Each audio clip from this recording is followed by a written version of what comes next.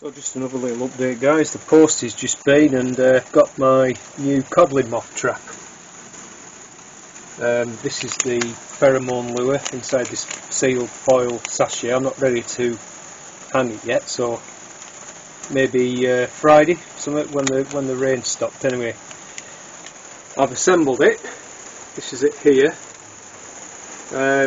It looks pretty sturdy, and there's like a little cage thing just in there, so it pops out. You put the pheromone thing, in there, and then push it back, and then there's like this little seal lid thing here, and then presumably the moth gets attracted to the pheromone, and then there's like a funnel thing in here, like a wasp trap, and then you get a sticky thing at the bottom, so they must get tired and drop down, and then once they're on there, that's it, there's no chance. Now this is the older one that I normally use.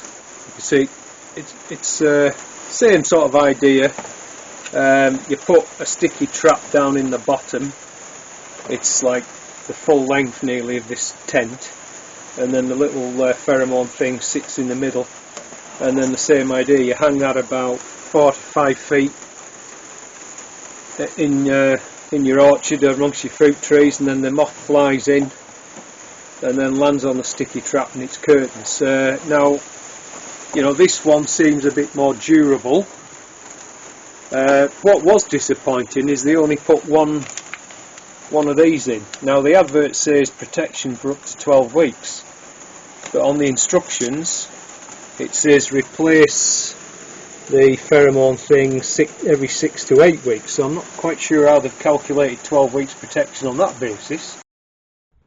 Well, it's May the 25th, and at long last we've got a fine day ahead of us today, so I'm going to be doing some planting out at long last. So these are pongo beans, so they're going to go out. I've got some lolo rosso to plant out, coriander, and some summer cabbage, and also I'm thinking, as you can see, some courgette plants in there. I might get those out today as well. I've just put 2 in this bit here, and I'll give the other 2 to a mate of mine who's struggled getting them to germinate this time. Also this kiwi vine, I want to be summer pruning that and just cutting some of these long growths back, so that's another job to do today. So this piece here is where I'm going to put a couple of courgettes, and you can see I've had it covered with sheet and it's kept the soil lovely and clean. When I pulled that back, there was a number of slugs, so I've disposed of them. And then before I plant, I'm just going to trim some of this kiwi vine back, and then I'm not treading all over the plants, because I'm just going to stir the soil a wee bit and put some NPK in, fertiliser, and then those 2 courgettes will go in there. So with the kiwi, I'm trying to keep any growth coming, so you can see I've removed one there that was coming from there. I want to keep this clear so that it's letting more light. And then these sort of things here, you can see the flowers there, so I'm going about 3 or 4 buds, and then I'll cut it back there, and then any further regrowth I'll just pinch it back, and hopefully we'll still get some fruit. You can see I've taken quite a bit off it. It's a bit of an experiment this year, see if I can keep it under control and get some fruit, and yet still allow light, for here, and of course the carrot tank, because it just smothered everything last year. So I'll see how it goes. If it's still a problem, it's going to come out end of the day. But right now, anyway, that can go in the compost. I've got my 2 planting stations ready. They've had a bit of bloodfish and bone and grow more in, and we'll get those courgettes planted. So next on the list, you can see this basil. It's very, very poor germination, so I'll plant the little bit that's come through. I'll just sow some fresh seed, but I've struck some, we bought a plant from the supermarket, and you can see that that's rooted no problem at all, so I'm going to plant those as well. These are actually salmon paste old jars, were washed out, and they make great little propagating jars, for stuff like that. Yeah, so just coming back to this asparagus, we had one crown that must have died off, and I don't know if you can, the camera will pick that up. You see that little tiny one that was growing down on the orchard, so I dug it up, brought it home and planted it. Hopefully it will take, so fill the gap. But as I was just looking around on this, bit here, I can see several actually. There's one tiny little one just there, and if I move back just here, I don't know if you can see that, there's one there. So I'm going to pot those up as well and see if I can grow them on, and say they're just handy for if we get any gaps, and hopefully we can make them up. So I've just cut the second lot of spinach there, tea tonight, just off those, like a row and a half up there.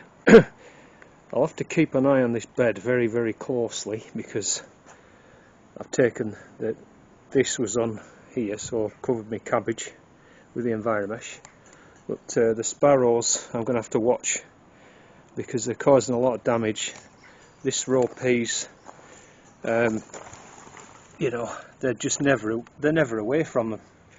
They're constantly tearing bits off, and they should be double that height now really. So I'm going to have to rethink maybe about peas for sure. So I might have to recover this bed if they start damaging this beet too much. And already you can see leaf miner, even though they've been covered, leaf miner. So I don't know really, I think you just got to live with it. But I'll remove any infected leaves. Other than that, it's looking pretty good. And that Lola Rosso, there's 3 plants there. I could actually take a little harvest, but I'll leave it another week.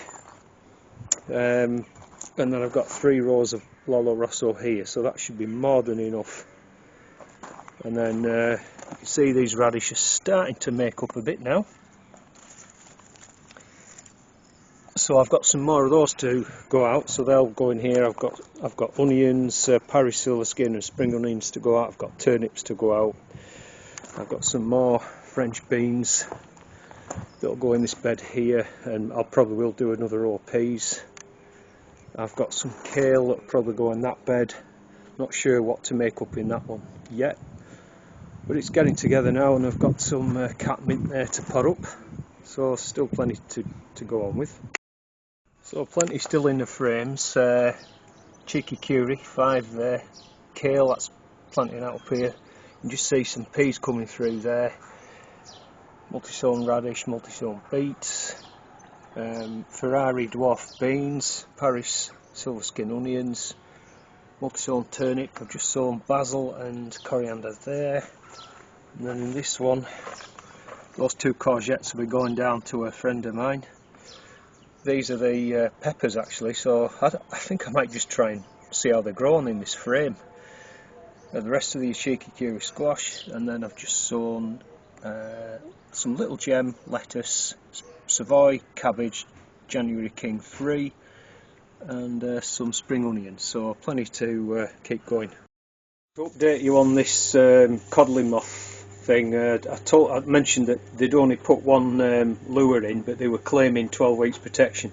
So I emailed the seller anyway. He said, right, I'm sorry about that, I'll update the listing, and he's going to send me a second lure, so very happy about that. So that's the last job for me today, is to take that trap.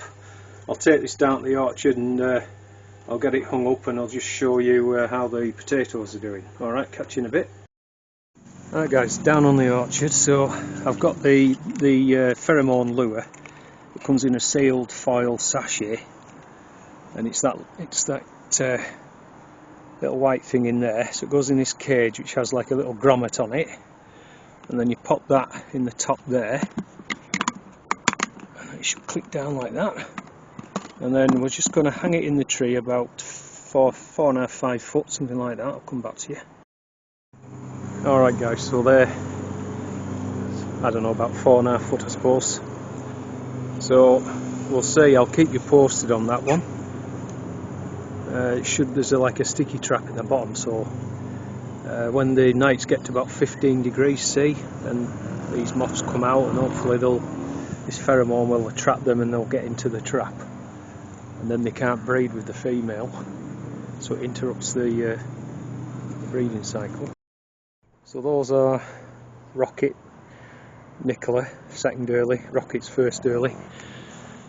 You see they're just coming up to flower now, so I did give them a bit of till, both rows, just before we had that massive heavy rain storm last Wednesday, so that got washed in. And then these are the Sarpos, 2 rows there. So again, once they get developed a bit more, I'll give them some till as well. So that's all looking good. Blackberries in flower, but look at this. Must have been a Sparrowhawk or something, maybe a peregrine, but probably a Sparrowhawk. I know there's lots of them around here. So I'm not sure what type of bird. Could have been a pigeon. Yeah, probably a pigeon. But that's all that's left of it. Incredible, really. I wish I'd have been able to get that on camera. That's it for this one, folks. Take care as always, and thanks for watching. And if you haven't subscribed to the channel, please consider subscribing. See you next one. Bye for now.